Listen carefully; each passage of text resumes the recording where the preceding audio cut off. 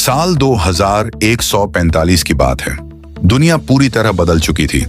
इंसान अब मशीनों पर निर्भर नहीं थे, बल्कि मशीनें इंसानों के दिमाग से जुड़ चुकी थीं। हर व्यक्ति के सिर में एक स्मार्ट न्यूरोचिप लगी थी, जिससे वह बिना बोले बात कर सकता था, बिना चले यात्रा कर सकता था और बिना सोचे फैसले ले सकता था। सरकार का दावा था कि इससे दुनिया में अपराध, बीमारी और युद्ध खत्म हो जाएंगे, लेकिन सच्चाई कुछ और थी। कबीर 25 साल का एक युवक उन कुछ लोगों में से था जिसने चिप लगवाने से मना कर दिया था। वह एक पुराने शहर के खंडहरों में रहता था, जहां तकनीक का असर कम था।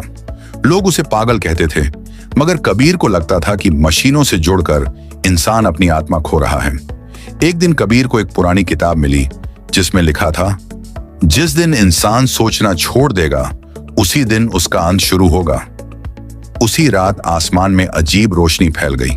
सरकारी सिस्टम ने घोषणा की कि अगली सुबह एक नया अपडेट आएगा, जिससे सभी इंसानों का दिमाग एक केंद्रीय सर्वर से जुड़ जाएगा। अब कोई अलग सोच नहीं होगी।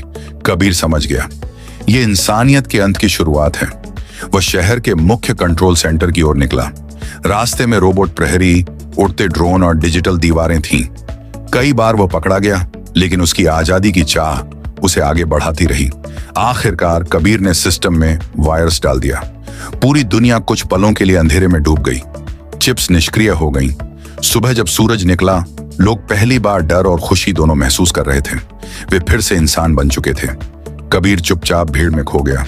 कोई उसका नाम नहीं जानता था, लेकिन भविष्य अब इंसानों के हाथ में था, और यही था असली विकास।